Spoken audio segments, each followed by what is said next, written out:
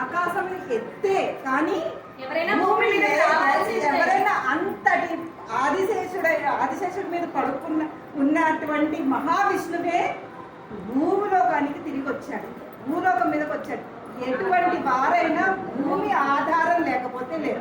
ఎంత ఆకాశానికి ఎగిరితే ఏముంది, భూమి మీద ఉండాలి కదా.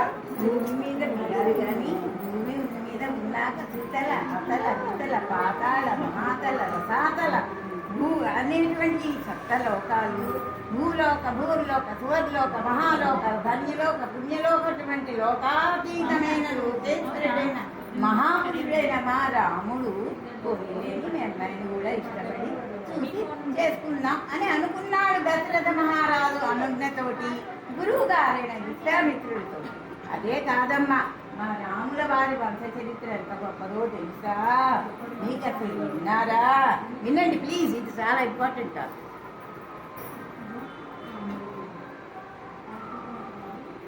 మా రాముడు సూర్యవంశము అమ్మ, మాది సూర్యవంశం.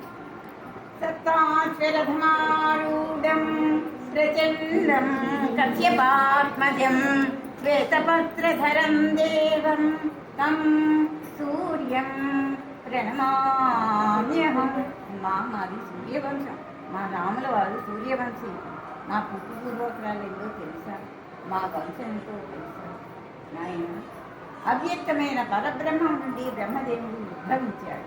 బ్రహ్మదేవుని కొడుకు మరీచి, మరీచి కొడుకు కాశ్యపుడు, కాశ్యపుడు కొడుకు సూర్యుడు, సూర్యుని కొడుకు మనువు, వైవస్వత మనువు. ఈ మనువు నుంచే మను సామ్రాజ్యం ఉద్భవించింది. మనువు కొడుకు ఇక్ష్వాకుడు, ఇక్ష్వాకుని కొడుకు కుక్షి, కుక్షి కొడుకు వికుక్షి, వికుక్షి మనమడు ఋతువు, ఋతు మహారాజు కొడుకు మాంధాత చెప్పాడు. అంతేకాదమ్మా మా వంశ చరిత్ర, మా వంశ మూల పురుషులు ఎందరో తెలుసా? మా వంశంలోని సగరుడు మా వంశం వాడే. సగరునికి 1000 మంది కొడుకున్నారు. ఆ సగరుడు యొక్క తల్లి గర్భంలో ఉండగా సవతి తల్లి సగరుని తల్లికి విషం ఇచ్చిందమ్మ. విష ప్రయోగం చేసింది. గరణము అంటే విషము.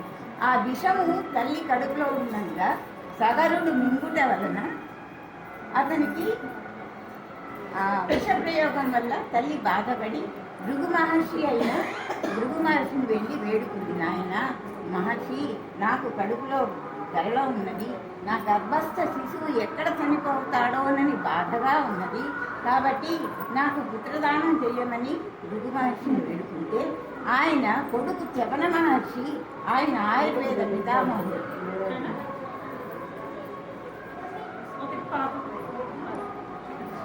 ఆయన కొడుకు చవన మహర్షి, ఆయన ఆయుర్వేద పితామహుడు. ఆయన ఈమెకి అమ్మ, నీ కడుపులో ఉన్న శిశువుకి ఎటువంటి విష ప్రయోగం జరగదు, నేను ఒక ఆయుర్వేద వైద్యం ఇస్తాను, దానివల్ల నీ గర్భస్థ శిశువు అండపిండ బ్రహ్మాండాలను ఏలేటువంటి మహా సూర్యవంశం రాజు అవుతాడు.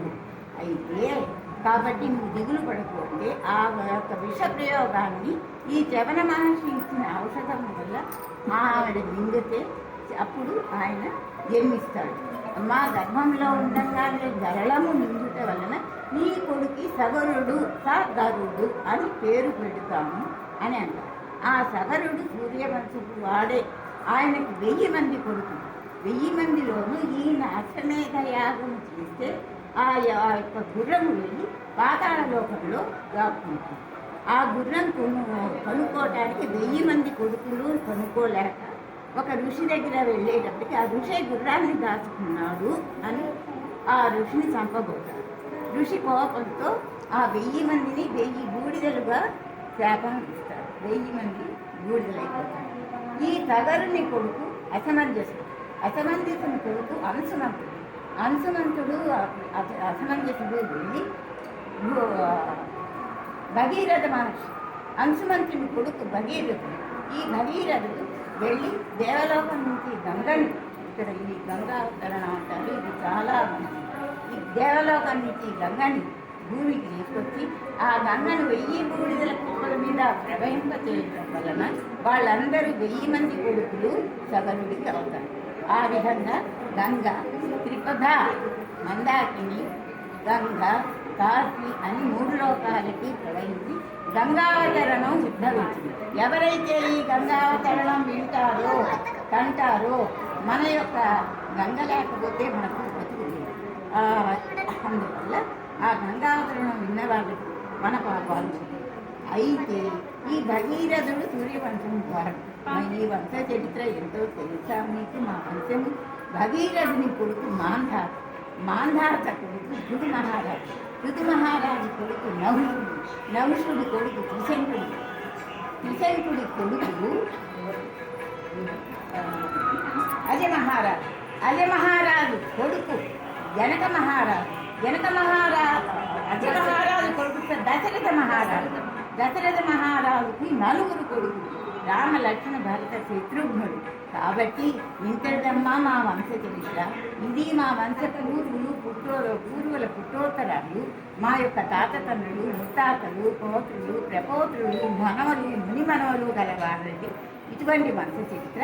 ఈ వంశంలో వీరులు సూర్యులు అయిన మా రామలక్ష్మణ భరత శత్రుఘ్నులకు మీ కన్య అయిన సీతమ్మ వారి సౌందర్యవతి, సౌశీల్యవతి, సుగుణాలవతి, సౌందర్య రాశి, సకల సజ్జన సంపన్న సంప్రదాయురాలైన మీ అమ్మని, మీ సీతమ్మని, మా వీరులు సూర్యులు అనాధికరమైన వాడు, అండపిండ బ్రహ్మాండాలకు స్వయం భగవాన్ విష్ణు శ్రీరామచంద్ర అని అటువంటి మా రాములకి మీ అమ్మాయికి కళ్యాణం చేస్తే సకల జనులు, దేవతలు, ఇంద్రులు, ఇంపురుషులు, యక్షులు, దేవతలు, గంధర్వులు అందరూ భూమిలో ఉన్న మునులు అందరూ కూడా సంతోషిస్తారు.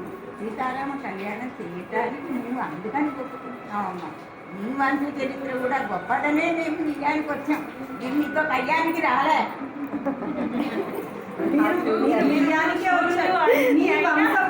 మీ వంశవృక్షం గురించి మీరు బాగా చెప్పారు.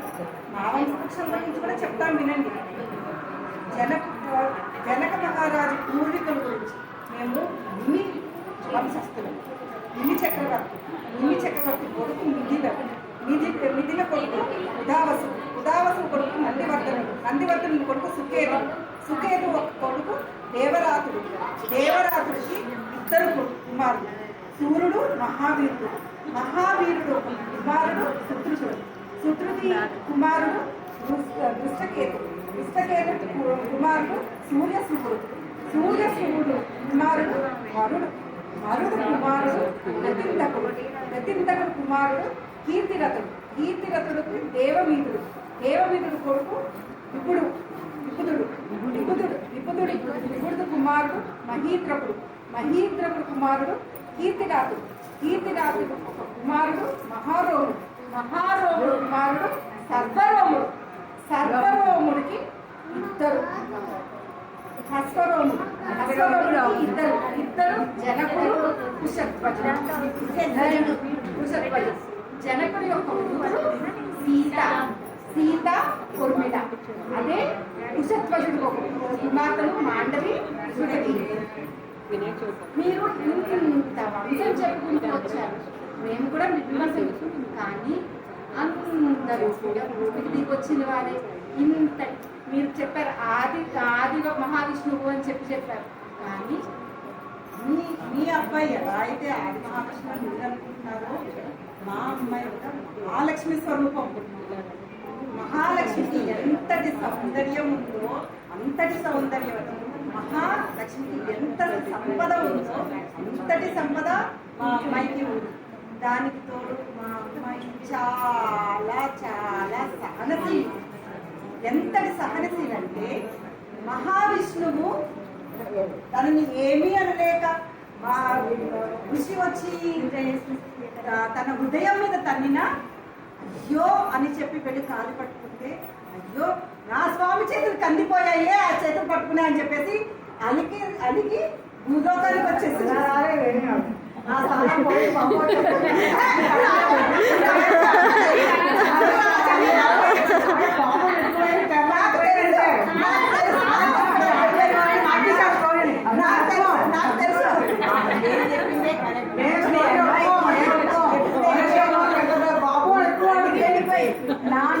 నివాసము నీ వక్షస్థలము నరుడు తన్నినాడు. నా నివాసము నీ వక్షస్థలము నరుడు తన్నినాడు. నాకు అక్కడ తావు లేదని అలిగిపోయే లక్ష్మి అలిగిపోయినా పరిగెత్తుకుంటూ వచ్చేసారు కదా.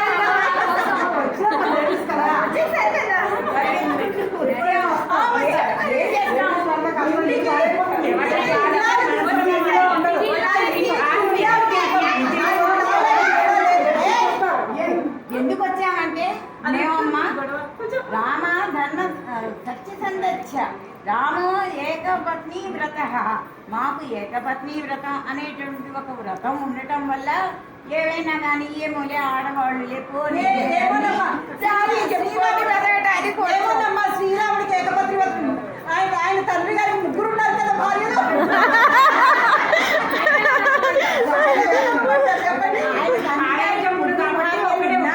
ఆయన 60,000 సంవత్సరాలే పాలించాడమ్మా. మా రాముడు దశవర్ష సహస్రాణి దశవర్ష సహానిచ 11,000 సంవత్సరాలు పాలించాడమ్మా. మిగతా జన్మలన్నీ ఇద్దరు 8 మంది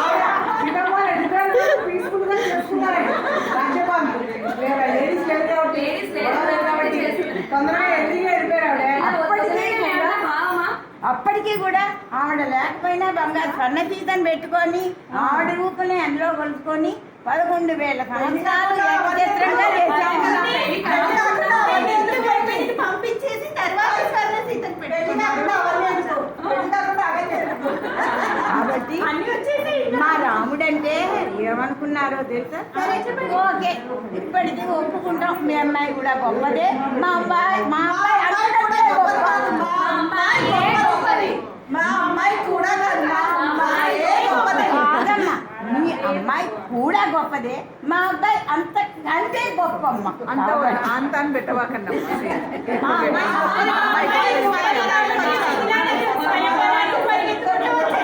ఇద్దరు గుణాలు మంచిగా ఏదో ఒప్పుకున్నాము, ఒప్పుకున్నారు కాబట్టి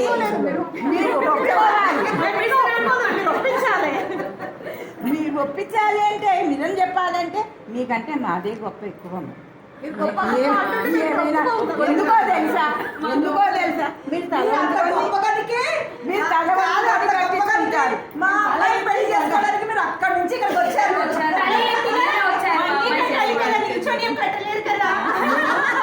మీరు తల వంచుకుంటారు, నేను తల ఎత్తి ధైర్యంగా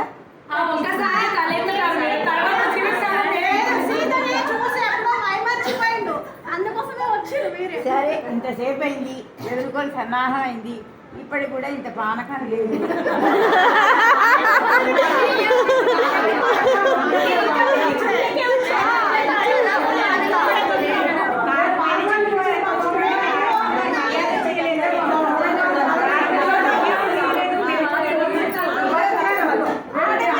మర్యాదలు చెల్లా మాకు విడికి వచ్చాము.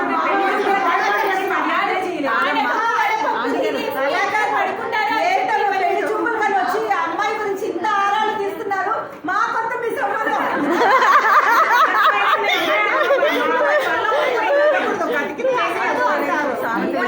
ఇప్పుడే అత్తగారులుగా అయ్యి ఇంత ఆరాలు పెడుతుంటే రేపు పొద్దున నా కూతురు అక్కడ వచ్చి మా అమ్మాయి అక్కడికి వచ్చి ఎన్ని ఆరాలు పడాల్సి వస్తుంది. ఎంత బాధ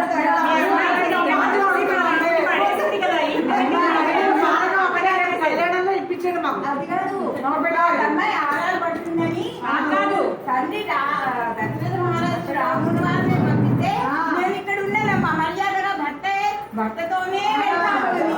పాపం అయోధ్య నగరంలో ఉండకుండా అత్తలకు భర్తతో వెళ్ళిపోయింది.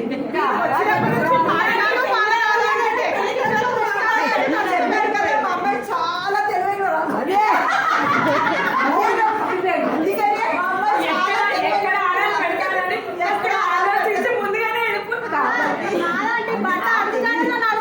అందుకోసమే సీత వెళ్ళిపోయింది. మా అమ్మాయి అంత గొప్ప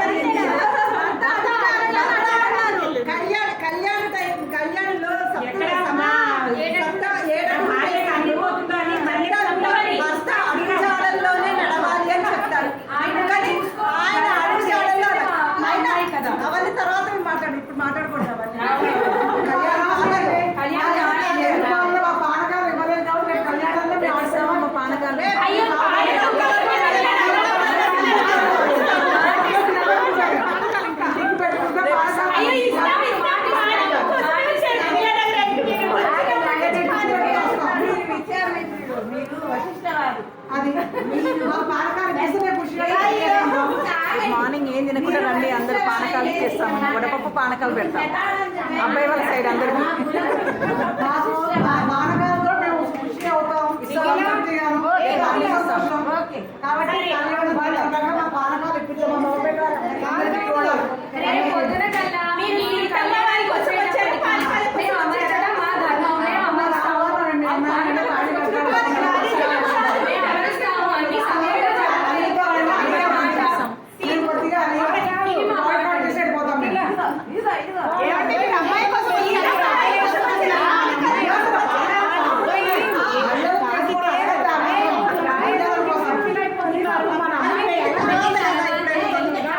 పెళ్లికి ముందే కదా అహల్య రాయ తాకగా ఆయన పాదం తాకగానే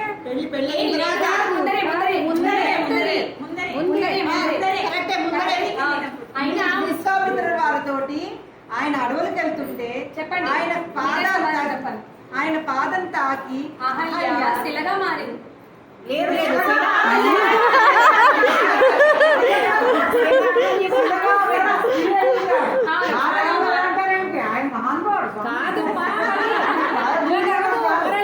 ఎంతమంది రాళ్ళని తాగి ఎంతమంది ఎంతమంది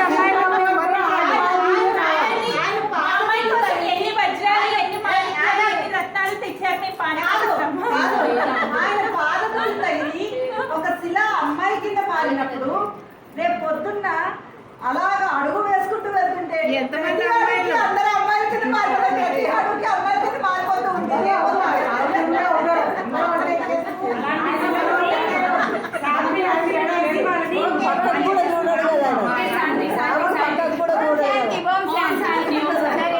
ఇప్పుడు మా కులగురువు వశిష్ఠ వారు చెప్తారు.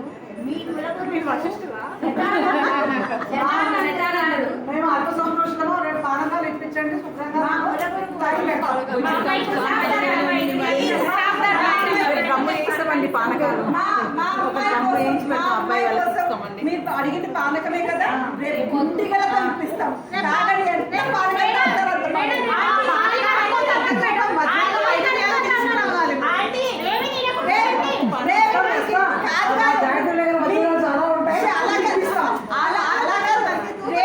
విడిదికి గుంటిగలతో పానకం పంపిస్తాము. మొత్తం పానకం తాగండి. భోజనాలు మాకు పానకాలు వాళ్ళు ఖుషిగా ఉండాలని. ఇప్పుడు మా కులగురువు గారు ఇచ్చారు రామండిలోని మీ కులగురువులైన కాబట్టి వీరుల మాటలు వినాలి మనం. వాళ్ళ ఆజ్ఞ శిరోధార్యంగా స్వీకరించి ఒక్కసారి మా రాముడు ఒకసారి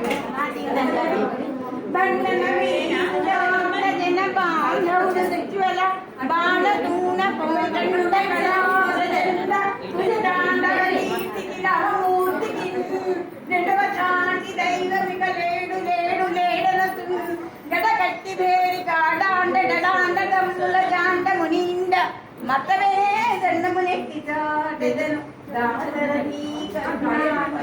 మాట్లాడితే పచ్చడి రావాలంటే మీకు చెప్పండి